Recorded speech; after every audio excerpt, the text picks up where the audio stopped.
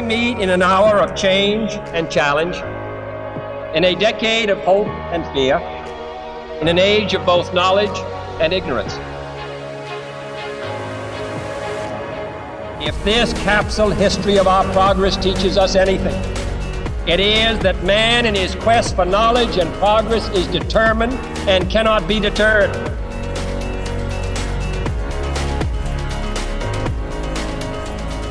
Because that goal will serve to organize and measure the best of our energies and skills. Because that challenge is one that we're willing to accept, one we are unwilling to postpone, and one we intend to win.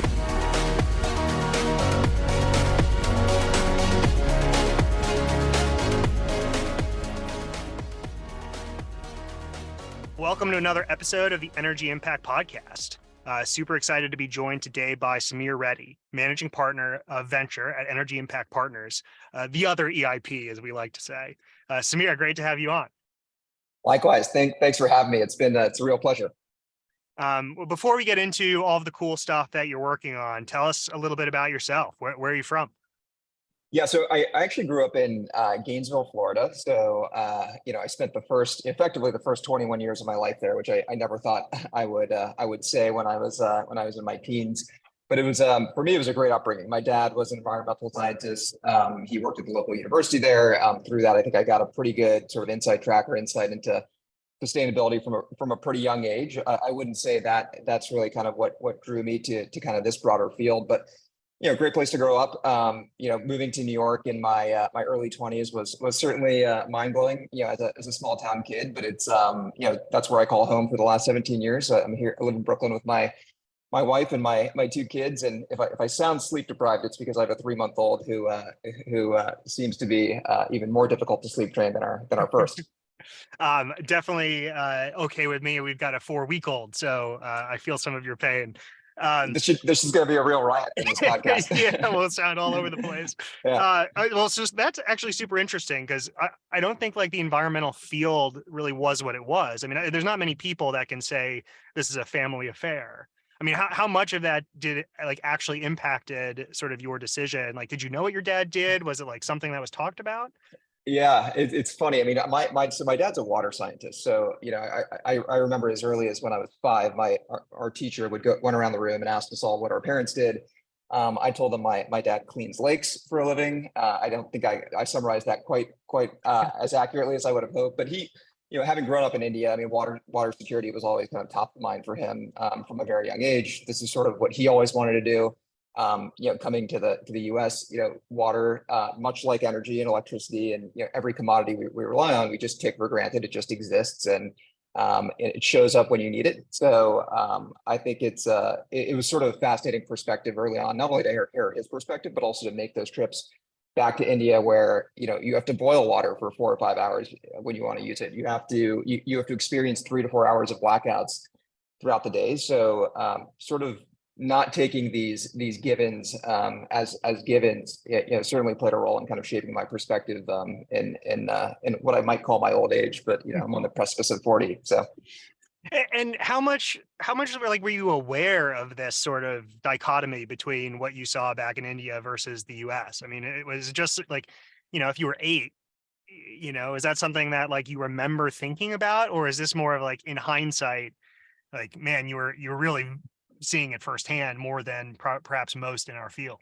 I think it was much more the latter. I think, those lessons, those values were probably instilled in me. My brother and I, absolutely dreaded going to India. We would, it was, 36-hour flights, in incredibly kind of painful circumstances, traveling with your parents and, as a toddler. My first trip was when I was 2. I could say I haven't been back in 10 years. So I'm also due for a trip, but no, looking back on it, I can see how it's shaped kind of every aspect of my perspective, especially now that I have 2 young kids. It kind of shapes how I want them to see the world, even though they will probably hate me equally for dragging them to India. I will force them to go.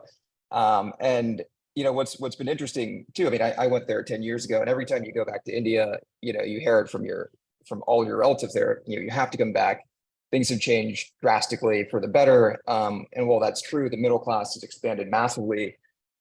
there is just this massive infrastructure bottleneck. There are things that are sort of unsolvable with a growing population, with the water security issues that they're facing, with the brittle grid that they're facing, with extreme weather. There are some things that are solvable, and there's some things that are not solvable. So I think every time I go back, I'm just reminded by the progress has been leaps and bounds, but we still have a long way to go. Yeah, no, definitely, and we'll certainly dig into some of those things, perhaps both for India and in the markets that you're focused on here in a little bit. Okay, so you kind of grew up in this environment. You ended up staying, I guess, University of Florida, I assume, there in Gainesville. Okay, then what was the impetus for New York?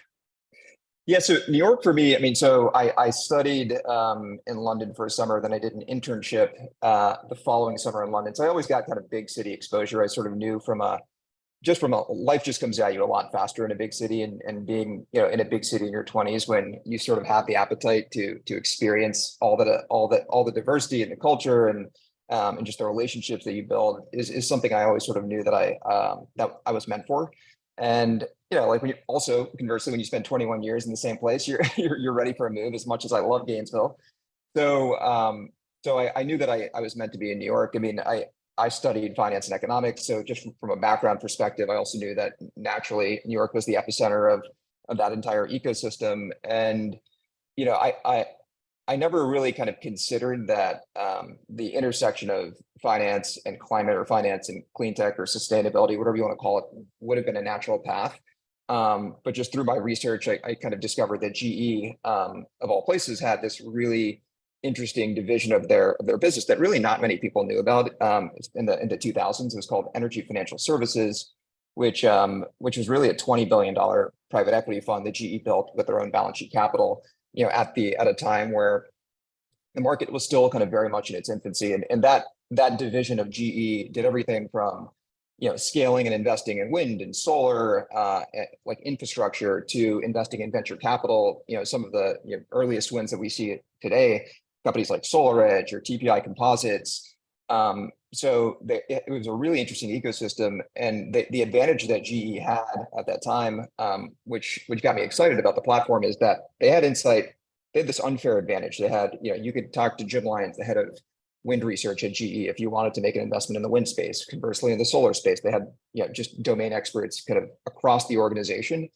And when harnessed correctly, that ended up being a really powerful advantage for GE on the investment front. So I was really fortunate to start my career there. It was a 3-year program, basically straight out of college, and many of the sort of disciples from that platform have gone on to do a bunch of really cool things in the industry. And as somebody who didn't get my MBA, I mean, it was just it was an unbelievable network for me of folks that I still call on today for advice and for expertise. Yeah, and maybe talk a little bit about the comment that you made, right? I mean, the kind of a market in its infancy. I mean, deregulation was still like kind of being defined, right? I mean, this was what, mid 2000s. So That's right. So yeah, I mean, you were seeing probably one of the first boom bust cycles of the deregulated market. And how much was wind and solar at that time really a thing? I mean, it was still pretty expensive and kind of niche, right? Yeah, well, I joined in 2007, so that was really when the tax equity market was starting to take off. The economy was still relatively hot, and GE was really kind of a pioneer. They were the market leader in investing in wind at the time. Solar was still relatively immature, so we looked at a bunch of deals, didn't get anything done. And then really two things happened, over the next 3 years. One, obviously, the great financial crisis. But then two, the loan guarantee program and the ITC and the PTC, like the cash grant that was implemented. So you had these two sort of opposing forces at the time that did a couple of things. One, the financial crisis, basically, at that time, clean tech investing was at an all-time high. Every kind of generalist venture capital firm had a clean tech division.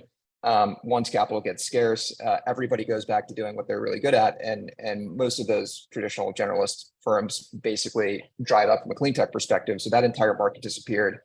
But at the same time, we were putting record amounts of infrastructure in the ground, really off the back end of the cash grant from the Obama administration, that enabled that just really enhanced the project economics for both wind and solar. So we kind of continued to see, despite the fact that from an innovation perspective, all of kind of venture sort of dried up within the clean tech space, we saw a lot of capital going into actual infrastructure and assets, the cost curve of wind and solar continuing to decline. And then in 2010, when I decided to leave, I sort of knew I wanted to be more in kind of the venture ecosystem. But the challenge for me at that time was there were no venture firms to really go to. And I think one of the things I saw at GE from my time there within their venture group is that so much of innovation in this space, it's unlike any other kind of segment of the market in which you have disruptors that have the ability to kind of circumvent the incumbents.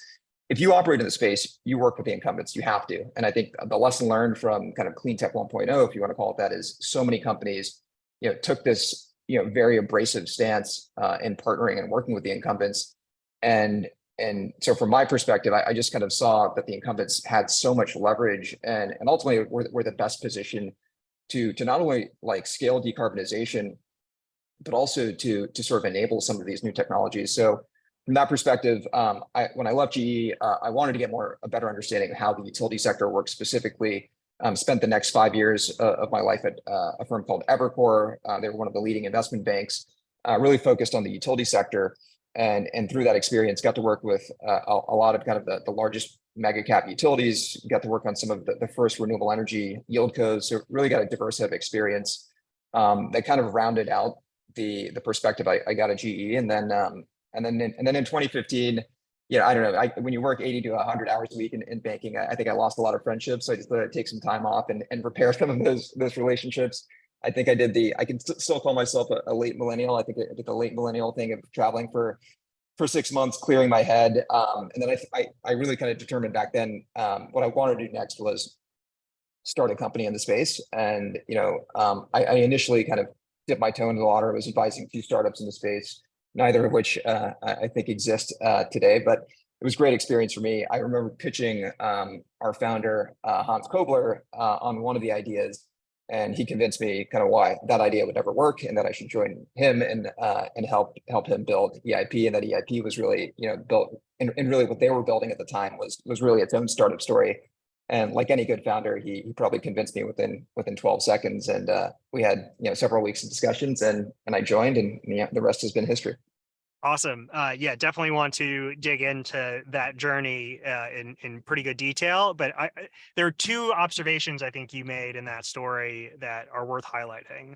I think the first that is intuitive to me, but I had never actually heard described this way, is that like there was a bit of a clean tech bubble or pullback in that generalist VC space around that 07, 08, 09 time. Like I think it's sort of forgotten about or not talked about, right? I mean, everyone says clean tech 1.0 and they generally mean like early 2000s, and then like, oh, or clean tech 2.0, or like, are we in a bubble now, right? But I guess that makes sense, right? There's a flight to safety, and generalist, like you have to focus on SaaS or whatever makes sense. So I think that's a super interesting observation. I don't have a question, so it's poor host on my part, but I love when like hearing something new, I think is always worth highlighting because there's a lot of the same word points. And then you started that by saying you knew you wanted to get into the venture side of it. And it's almost like you went the other way in investment banking. But so is that like really strategic? Like you really said, okay, where's the path that I get the most at bats in the broadest perspective? Or is it just like, you were young, you had everything New York had to offer, it was a great opportunity, you just jumped on it? Yeah, I mean, I think so there were two elements to it. One, there really were no venture opportunities within this broader space. I didn't really want to go be a generalist kind of VC. That just wasn't where my skill set was or my interest. I really kind of wanted to bet my entire future or career within this category.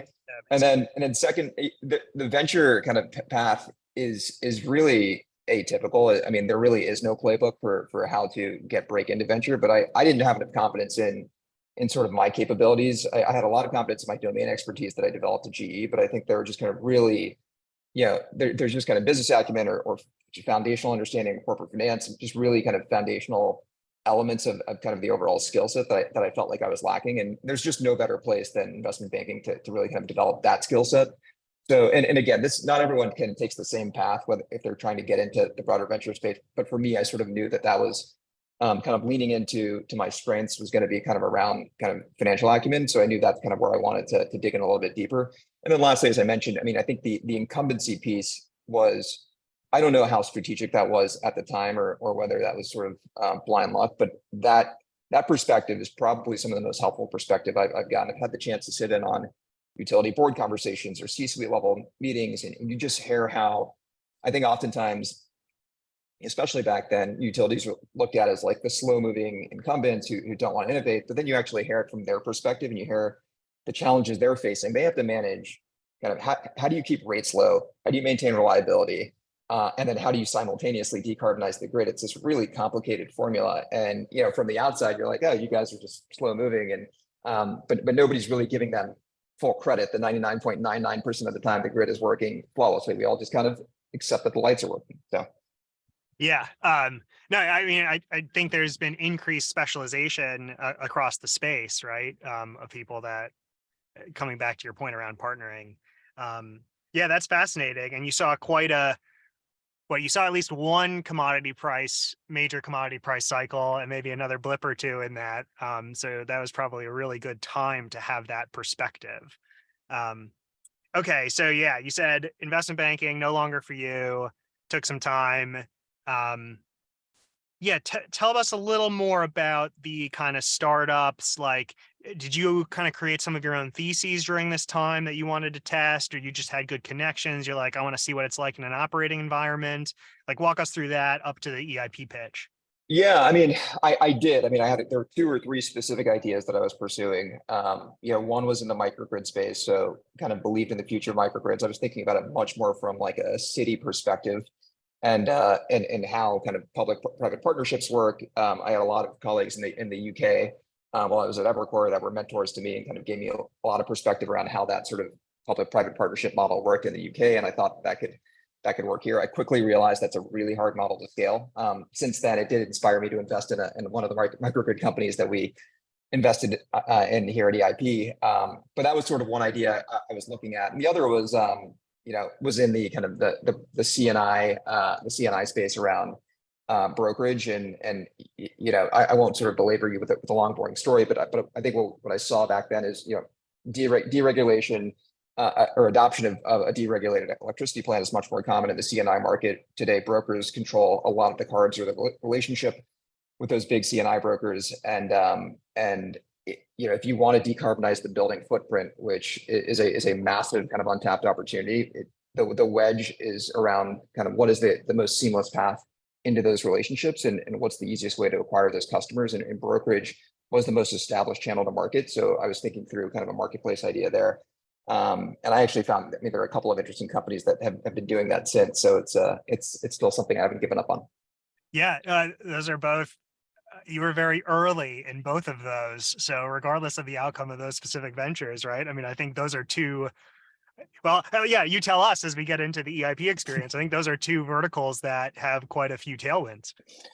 Absolutely. I mean, I think timing is certainly everything in this business. We talk about this a lot in our investment committees. You can be right on the thesis, you can be right on the team, and you can be wrong on timing, and you're wrong. So, but right now, I think we're as optimistic as ever that the timing is certainly right for a lot of these ideas that we've been kicking around for the last 7 years. Yeah. So yeah, tell us about those 7 years. Like, so you met the EIP founder, he pitched you on it. Like, what was the firm like at that time, and how has that evolved during your time there? Yeah, I mean, I've never worked in a startup before, so this was my first experience in a startup. I think we often think of ourselves as not as a fund, but as an operating company or just, you know, a company with a really unique business model. And when I joined, I think it was the 4th outside employee.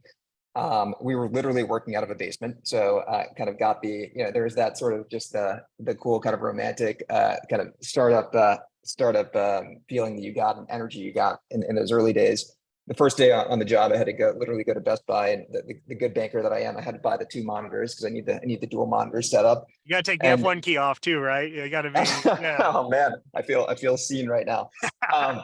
Yeah, exactly. And then we were very much fighting for our own existence, which was like a really exciting place to be. At that time, we had core backing from 3 of our anchor utilities, really spearheaded by Southern Company, and they've just been incredible partners. And like the entire kind of utility industry, once you sort of can prove validation with, 2 or 3 kind of anchor companies, we were able to kind of successfully launch our first fund, a $500 million fund, really on the back of 15 plus energy and utility companies across the ecosystem. And for us, this might have been just fortuitous or good luck, but it was really, those anchor utilities were just invaluable in kind of helping us kind of broadly understand the sector. I think, Hans, who also came from GE, saw the perspective of corporate venture capital and what works well if you do it well. If it's really functioning well, you can leverage the power of these big corporates in your network, and you can get really differentiated insight,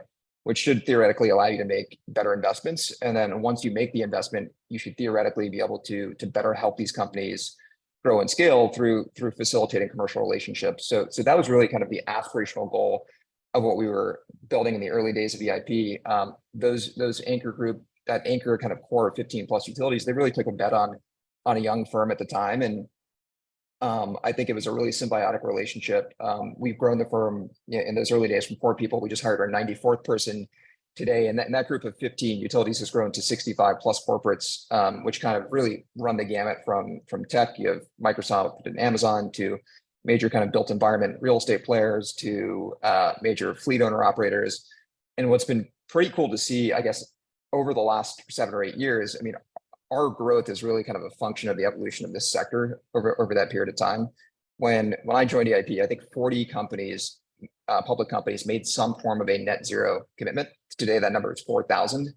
And I think we really kind of saw that within our limited partner ecosystem. So the folks that are investing in us and the diverse set of corporates that we were eventually able to attract was really just a function of everybody taking climate much more seriously. And then just the last thing I would add there is, I don't think in the early days we really appreciated how valuable it was to get that sort of electricity perspective. But I think now, as we look at, if you're trying to decarbonize data centers or fleets or buildings, it all runs through the grid.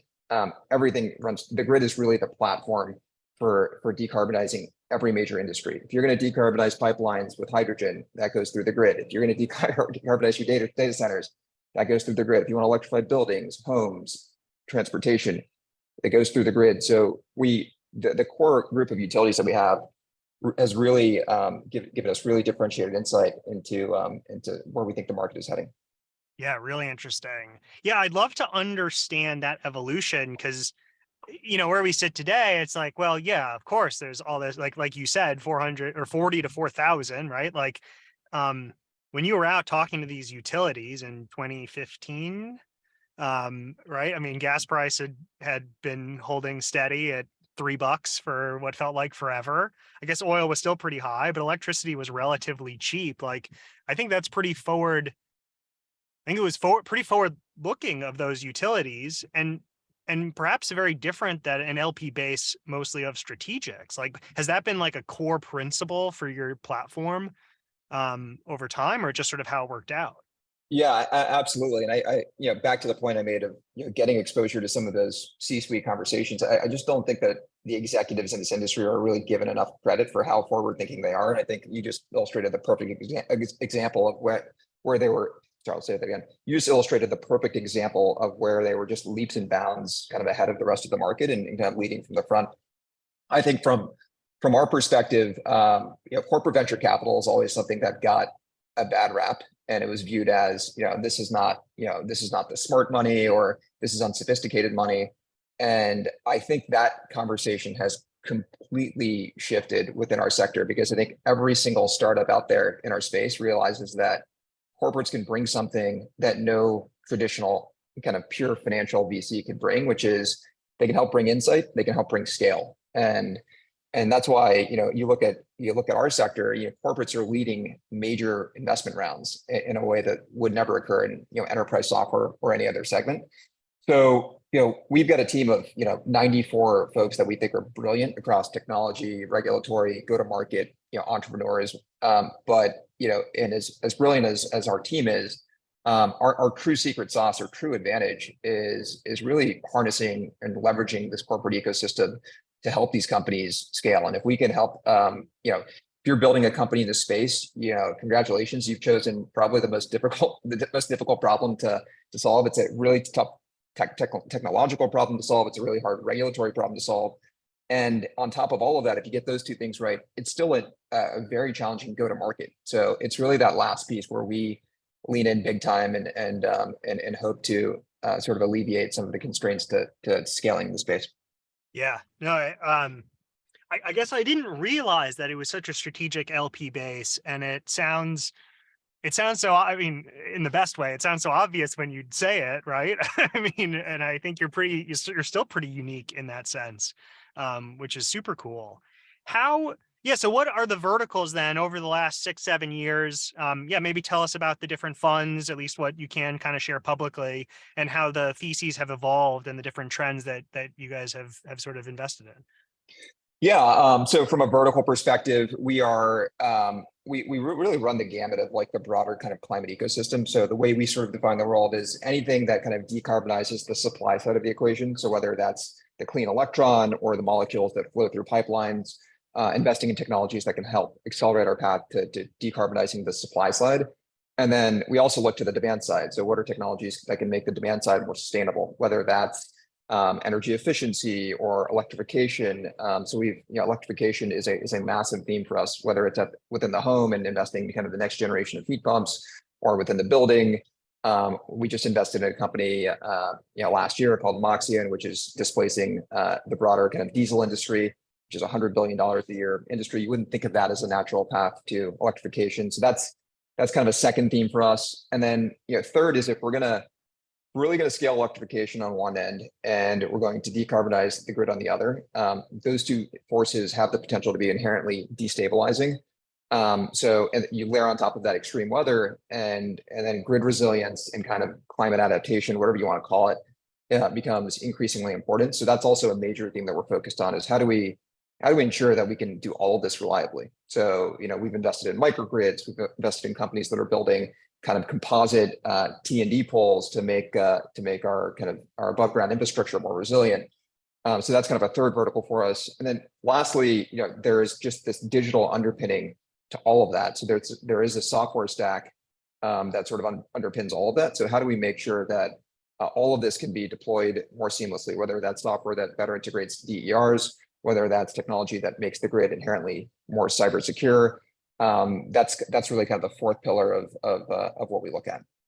Yeah, I think there's a pretty interesting and at times heated debate between the software and hardware folks, but it's so symbiotic. It's such a silly, such a silly artificial conversation in my mind, because the software needs the hardware to scale and the hardware needs the software to scale. So totally, yeah, it's a great point. I mean, we try to stay out of that debate, or most of these public debates in general. But I would say the learning for us is there are going to be multi-billion-dollar pure play software companies in the space. They're going to be I think there are going to be a lot more multi-billion-dollar kind of hardware companies in the space. But I think the really successful hardware companies in the space are going to have differentiated software.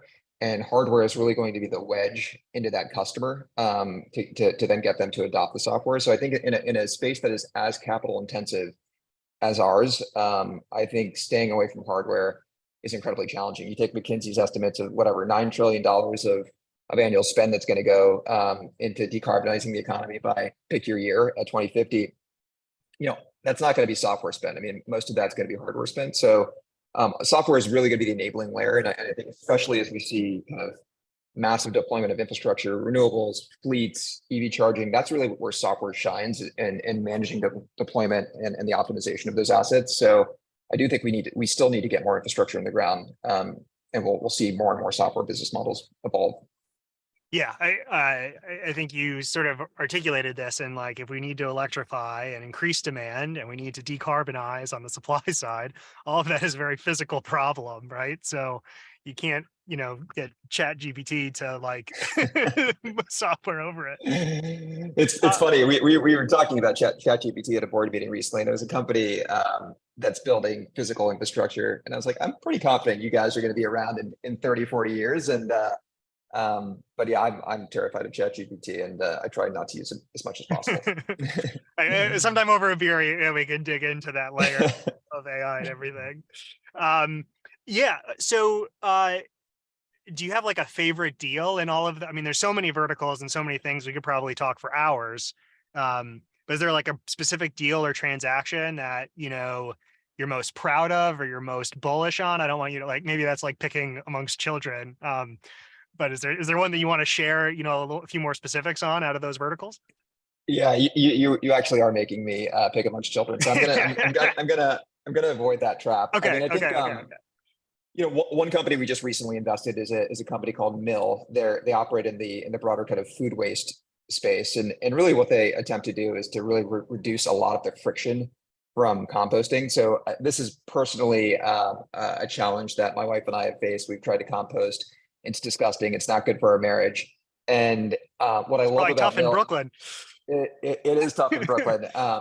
And what I love about Mill, so the founder, Matt Rogers, he came from Nest. He was the founder of Nest. And the reason I bring this company up specifically is decarbonizing the economy and really at a consumer level, just really making it easy for consumers to do the right thing is the easiest path to decarbonization. And really what Mill is trying to do is by putting this, they have a device that goes within the home, dehydrates food, heats it up at a really high temperature so it doesn't stink, doesn't attract bugs, and then they close the loop. They have the end-to-end logistics that pick up the food waste and recycle it into chicken feed. So it's incredibly carbon negative and from that perspective. So I just love the idea of companies and business models, whether it's at a consumer level, at a building level, or even if you're serving the utility sector or industrials, just really deploying a solution or a business model that makes it easy for whoever your customer is to really do the right thing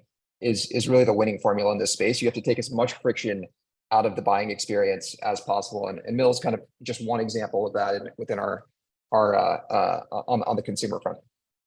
Yeah. And I mean, again, something that's like should be kind of obvious, but is so refreshing to kind of hear in this space.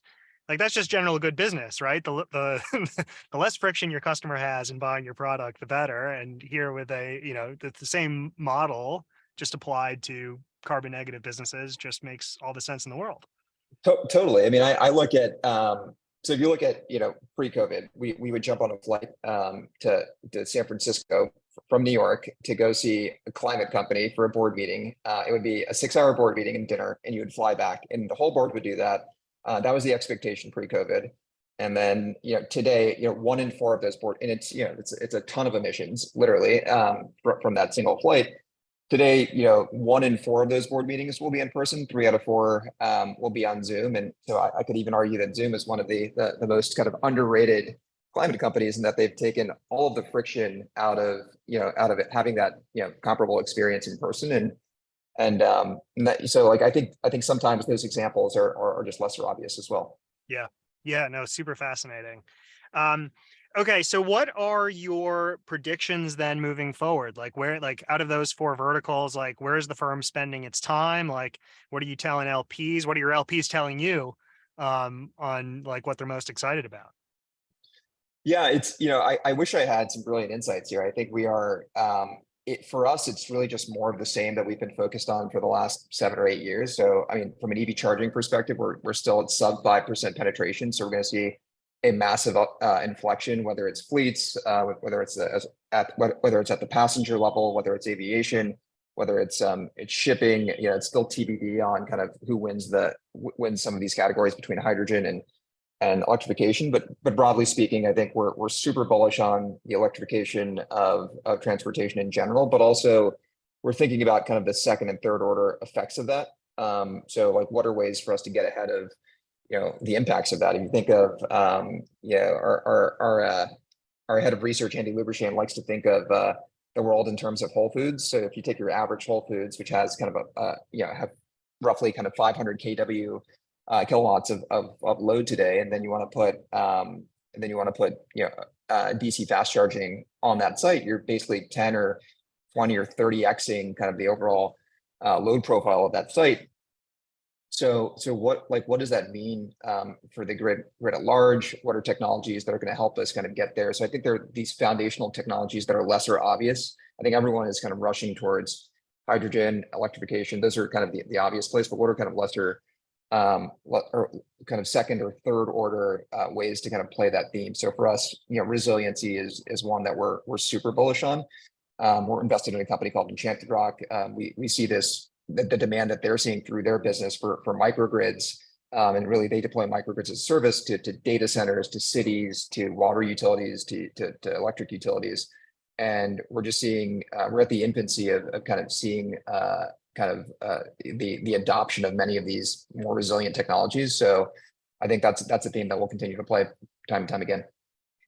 Yeah, and you mentioned kind of throughout the conversation, sort of that regulatory angle and that macro angle. I mean, how much time do you guys spend thinking about that versus saying, look, we'll just make first principles bets and know that the timing won't work out on all of that? Yeah, that's a great question. You cannot play in the space without taking regulatory risk. I think you have to just sort of accept that as a truth. If I look at the broader space, there's technology risk. You can put technology and science risk in one bucket. You can put business model risk in another bucket, and you could put regulatory risk in another bucket, and you can put go-to-market risk in another bucket. And in general, it's very hard for us to invest in a company that hasn't solved, at least 2 out of 4 of those challenges. Ideally 3 out of 4. So that's kind of how we sort of frame the conversation at our IC. It's just kind of a question of what risks you're willing to take. If there's a technology that has, or a company that has a really established technology, there's clear customer demand, but really the risk you're taking is with the regulators. Like I think that's a leap that we could take, especially if we think we have unique insight around how what the adoption curve might look like there. So I think it's just kind of really situation dependent. Yeah. I mean, it is. Some of my background is involved in like merchant power markets here in the U.S. And so, I've learned a couple commodity lessons, and that's sort of market lessons. But as the ISOs sort of tweak the rules, independent system operators tweak the rules and sort of back solve to things, like that was a real learning for me on what should be an easy economic calculation, right? Is actually a regulatory bet, whether you like it or not. So. Totally. It's a challenging thing too, because you can, we try to be as patient as possible. So we are long-term investors, our fund lives are 10 to 12 years. So we have the ability to really sit back and it's not like I'm also on the board of, 1 or 2 kind of pure play enterprise software companies. And, the level of patience that you see at an enterprise software company versus a climate company at the board level is just kind of order of magnitude different. And within, if you're building hard assets, and you're doing it in a regulated fashion, as you pointed out, you're relying on kind of the rules from whatever the local ISO is. You could be directionally right on a theme, but you're going to experience a lot of kind of intra-month, intra-year volatility, and you just have to be okay with that as a board member, as an investor, and really as a founder who founders live 100x volatility days compared to me on the board. So I give full credit to the founders that are solving the really hard technical problems. Obviously, you guys have chosen to solve the hardest technical problem in SMRs, but I give full credit to the founders that have chosen to kind of go down that path, because many of them are directionally right. Like at some point, we are going to have SMRs. It is just a matter of time, and there are a lot of roadblocks we have to get over to get there. But it does take a lot of patience from and alignment from your board and your investors. Yeah. I mean, volatility is both risk and value, right? So you can't have one without the other. So yeah, really cool. Well, I know we're kind of running up on time. Anything that we didn't talk about that you want to make sure we cover? Yeah, I think maybe just one thing I want to talk about is just around, I think there was a question in here just about recent initiatives that we're working on. So, just a couple of things that I'm really excited about that we've announced recently. So we announced the launch of our Elevate Fund. So if you look at kind of previous, whether it's the Industrial Revolution or the Digital Revolution, all of these kind of major technology revolutions, a very specific set of folks were the ones who really capitalized on that and were able to really kind of all of the wealth kind of accumulated to a very small minority. And the purpose of the Elevate Fund for us is really how do we make the energy transition, which is going to be a massive transfer of wealth, how do we make that as inclusive as possible? So that's an initiative we launched or just announced recently, and really that enables us to invest in underrepresented founders at much earlier stages of the funnel as well. So getting in early, providing capital early, and the guidance and the strategic network early on to help those businesses scale. Also, backing founders that are serving underserved communities as well. So that's kind of that's a recent initiative that I'm really proud of. Obviously, with the so I'll just leave it at that. Yeah, that's really cool. How did that come about with your LPs? Like, is that a separate fund? Is that a portion of existing funds, or like how does that? Yeah, tell us a little more about the fund itself and how that came about. Yeah, that's a separate fund. It's led by my partner Anthony Oni, who's a rock star. He actually joined us from Southern Company. This is another one where many of the LPs, the utilities, were very forward leaning on this. This is a topic that's deeply important to all of EIP and kind of the internal culture we've built here, but also equally important at many of these utilities that we partnered with. So it was, there was just a lot of cultural alignment from day one there. And I think what we're finding, the fascinating thing is that we're finding when we first launched the fund, we were thinking through like how many companies sort of exist that fit this criteria. And I think now that we've really opened up the funnel, we're finding it's a whole hell of a lot more than you would think. And the founders are incredible, and we're just really excited about the ecosystem that we're building there. Yeah, amazing. Yeah, no, I buy that there's a huge opportunity there. I mean, it's just a simple supply demand problem, right? So Totally agree. Yeah, fantastic. Yeah, what problems aren't you guys trying to solve? Yeah, that's a good question. We're trying to stay really focused right now. We've got a lot in front of us, and there's a ton of opportunity. We get asked this all the time, like, so where are you guys going next? But if you think about what we've done in the last 7 years, we've launched a European fund. We launched our Frontier Fund, which allows us to really go after some of these harder to access deep tech bets. We launched the Elevate Fund that I talked about. We launched a credit fund. So we really are building kind of a full stack ecosystem to serve this broader community. And from that perspective, we feel really good about kind of the scope of what we're covering. And I think from this point on, and we've got the team to do it, we've got the strategic partners to do it. So we're just laser focused on execution. Incredible. Well, awesome. Can't wait to see the other deals you've got coming up. And we've got other AI and other things to discuss next time we chat. That's right. Thanks, Michael. Thanks for having me. So much. Our leadership in science and industry, our hopes for peace and security, our obligations to ourselves as well as others, all require us to make this effort, to solve these mysteries, to solve them for the good of all men and for the progress of all people.